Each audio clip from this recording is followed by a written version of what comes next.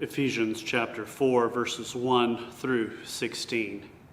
Hear the word of the Lord. I, therefore, the prisoner in the Lord, beg you to lead a life worthy of the calling of which you have been called, with all humility and gentleness, with patience, bearing with one another in love, making every effort to maintain the unity of the Spirit in the bond of peace. There is one body and one Spirit, just as you were called to the one hope of your calling.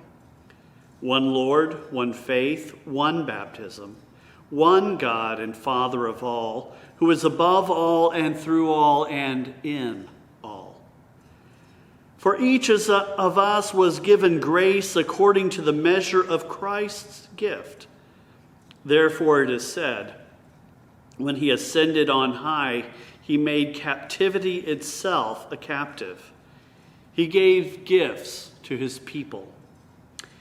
When it says he ascended, what does it mean but that he had also descended into the lower parts of the earth? He who descended is the same one who ascended far above all the heavens so that he might fill all things. The gifts he gave were that some would be apostles, some prophets, some evangelists, some pastors and teachers, to equip the saints for the work of ministry, for building up the body of Christ, until all of us come to the unity of the faith and of the knowledge of the Son of God, to maturity, to the measure of the full stature of Christ. We must no longer be children tossed to and fro and blown about by every wind of doctrine, by people's trickery, by their craftiness in deceitful scheming. Rather, speaking the truth in love, we must grow up in every way into Him who is the head, into Christ, from whom the whole body, joined and knit together by every ligament with which it is equipped, as each part is working properly, promotes the body's growth in building itself up in love. The word of God for the people of God. Thanks be to God. Anyone who knows me well considers that I am not very big on concerns of administration. I don't really like to think about budgets and committees and maintenance and traditions and structures, routines, policies, and rules. Those are things that I must attend to, but they are not the things that get me up and moving in the morning. I would much rather simply get on with the business of ministry, with preaching, with teaching, with touching people's lives, with offering care and help and assistance and interacting and creating disciples for Christ Jesus. Yet when we do as we ought, all of those other administrative aspects of the church and the church's life are just as important. Because how we organize ourselves, how we plan, and what procedures we follow impact the kind and quality of ministry that we are able to provide. They drive, challenge, and enable us to live up to our call. At issue is whether we allow our calling to drive our organized life, the administration of this community we call church. To be honest, I have a history with legalistic readings of policy and procedure and rules. I grew up on a mission field where policy was designed in Richmond, Virginia, and then sent out across the globe to missionaries working in 120 plus different nations. What sounded good in Richmond did not necessarily meet the context on the ground in Brazil or Nigeria, Japan, Greece, Italy, or Angola in quite the same way. Missions being done in Brazil for over 100 years did not look quite like missions being engaged in a brand new mission field. And often policies that sounded good in one place simply did not carry over very well to enable my parents and my colleagues later on to fulfill the mission to which we were charged to fulfill.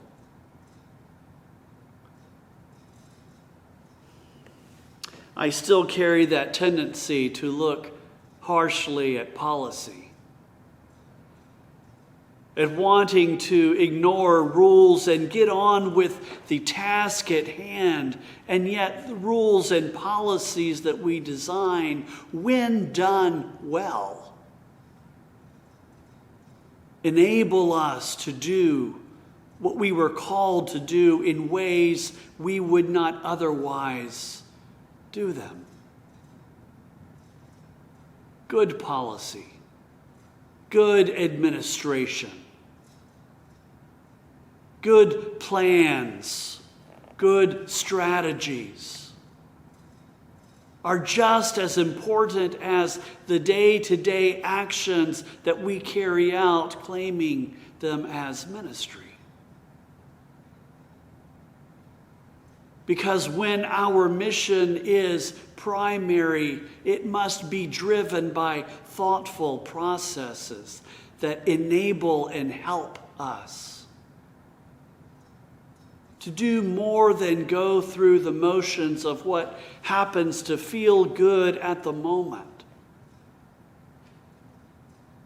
but flows from thoughtful reflection of how best we might proceed.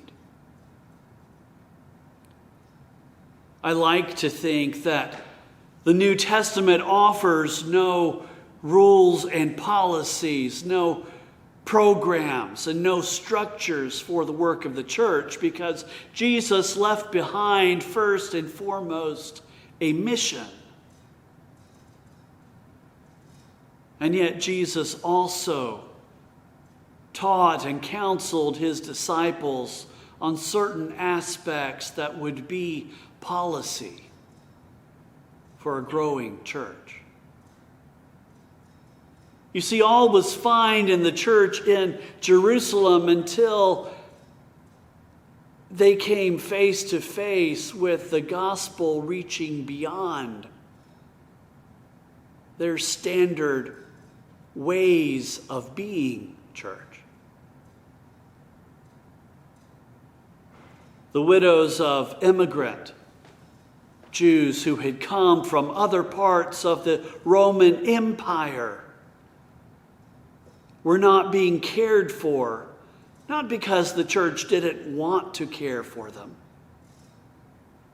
but because the policies in place overlooked the injustice inherent to those practices.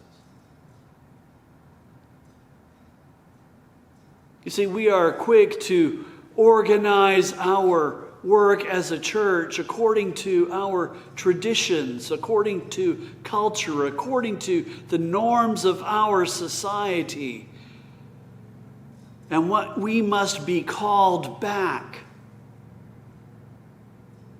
to discern what the mission set before us truly is. I've seen churches organized around meeting the needs of, quote, people like us.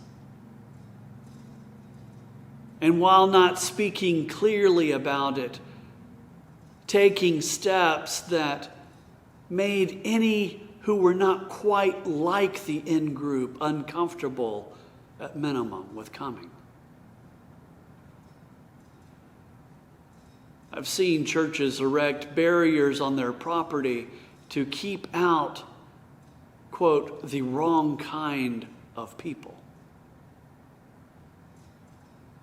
I've seen churches gather and organize themselves around barriers built upon those who think the way we do, who accept our internal doctrine.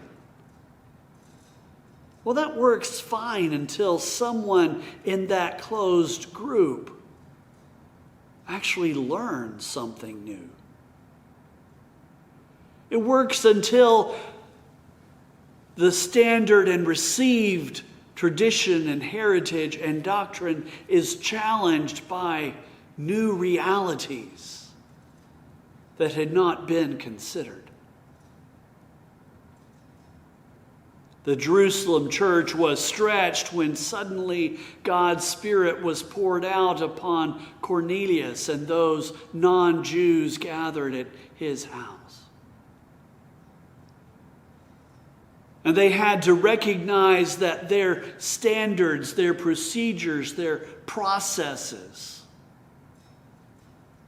were more limited than the scope of God's grace. The way God desired to pour out His Spirit upon all flesh. Our rules, our procedures are not something that is separate from the mission that we are called to fulfill. They are part and parcel of the way that we are and become and do the work of the church. Now, obviously, our rules and procedures and policies may advance the mission before us or may interfere. But they are not to be ignored when we assess the mission before us. Paul says that God's gift to the church was all sorts of people who will fulfill various different strategies of work, various different operations within the church, but all with one concerted purpose. That together they might equip the church to fulfill the work of ministry, of bringing it together into one united body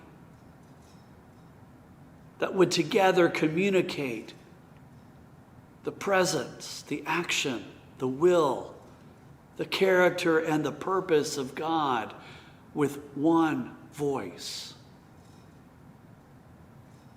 Being built and knit together as one.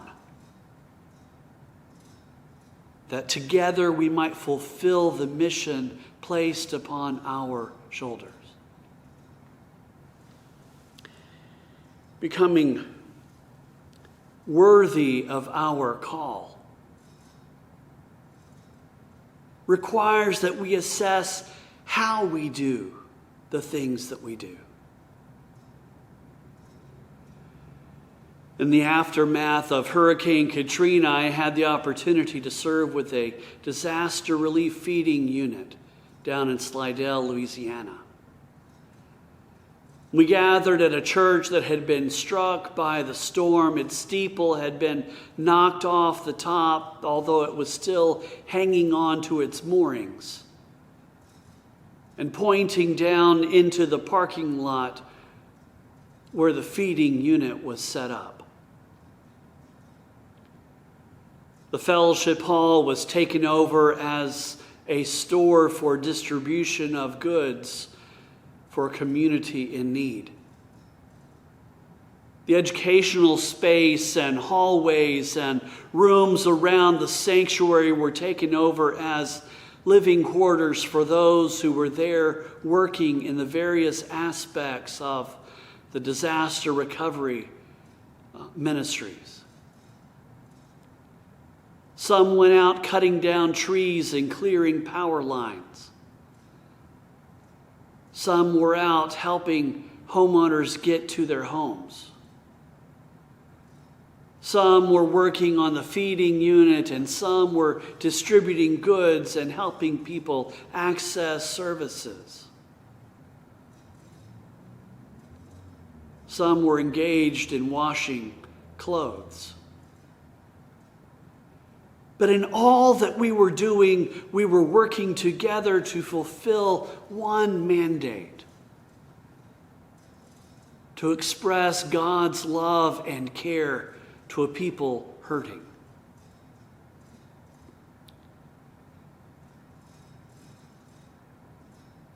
If that steeple of that church had ever pointed toward God, in my mind's eye, it pointed more toward God as it was focused upon the parking lot of the church, where the people of God were gathered together in many varied activities to carry out ministries that spoke of grace, nurture, healing, help, assistance, grief counseling, of ministering to the needs of a broken and hurting community.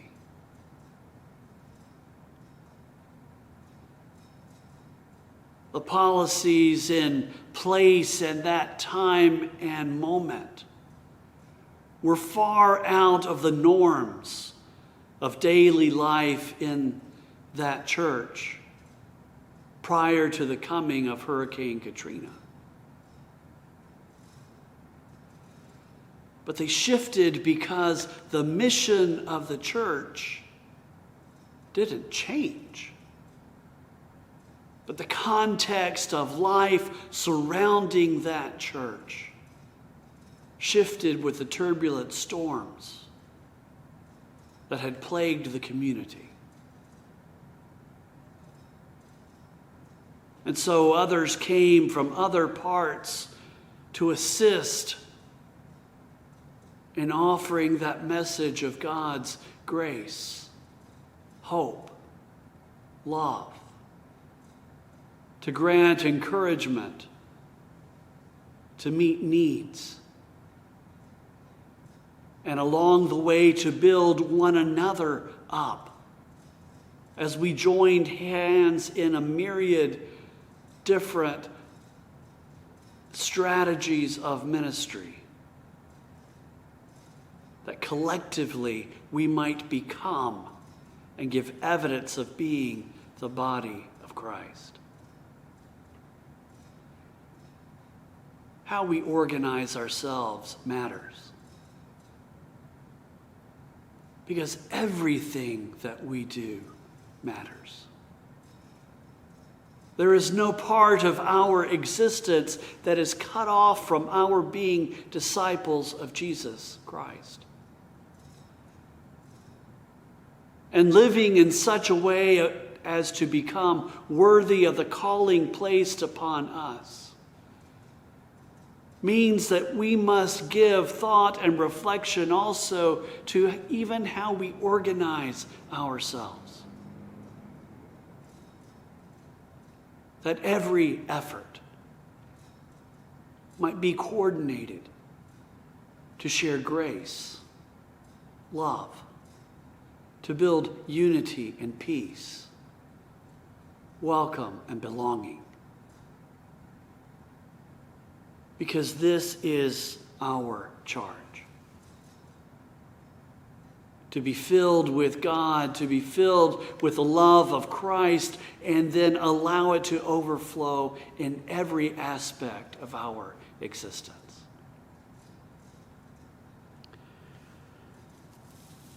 Will we rise to the challenge? It's not whether some activity or another of our lives is holy. The question we must concern ourselves with is whether or not we will carry them out in a holy manner.